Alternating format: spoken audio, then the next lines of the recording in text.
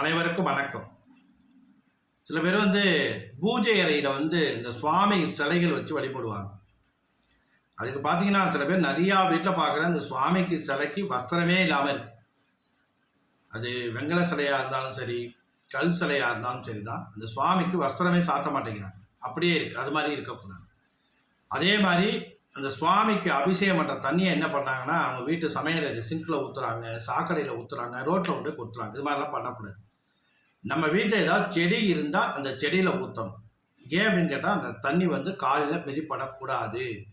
அதனால என்ன பண்ணுறாங்கன்னா, அபிஷேகம் பண்ணுற தண்ணியோ, சுவாமிக்கு சாத்தின புஷ்பமோ, இன்னும் பார்த்தா அந்த சுவாமிக்கு வைக்கிற சந்தனம் குங்குமம் முதற்கொண்டு எடுத்து செடியில் போட்டு தண்ணி விடணும். ஏன்னா அந்த பொட்டை எடுக்கிறாங்க, அப்படியே அந்த பூவெல்லாம் எடுத்து அப்படியே குப்பாயில் போட்டு பாக்ஸில் போட்டுருவாங்க. அது மாதிரிலாம் கண்டிப்பாக நம்ம போட்டால் நம்ம சுவாமி கும்புறத்துக்கான பலன் கிடைக்காது நமக்கு. அதனால சில விஷயங்கள் நம்மளால் எது கடைப்பிடிக்க முடியுமோ அதை மட்டும் கடைப்பிடிக்கணும்.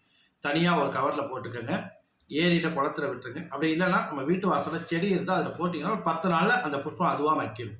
அதனால் செடி இருந்தால் செடியில் போடுறது நல்ல சிறப்பான பலனை கொடுக்கும். நன்றி, வணக்கம்.